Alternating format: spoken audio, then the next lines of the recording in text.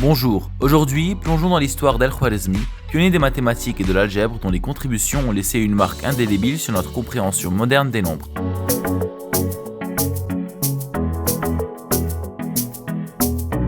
Al-Khwarizmi, né vers 780 à Khwarizm, actuel Ouzbékistan, a grandi dans un environnement propice à l'apprentissage, marqué par l'émergence de la culture islamique et le développement des sciences. Plus tard, s'installant à Bagdad, il a joué un rôle clé dans les cercles académiques de l'époque, dédiant sa vie à l'éducation et à la préservation du savoir.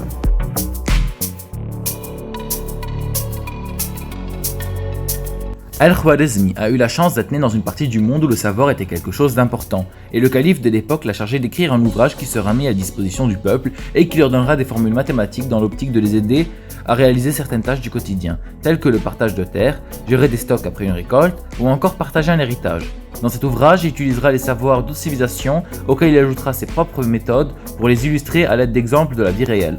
Dans le livre qu'il a écrit, une des méthodes rigoureuses pour résoudre des équations s'appelle Al-Jabr, et c'est elle qui donnera son nom à l'algèbre.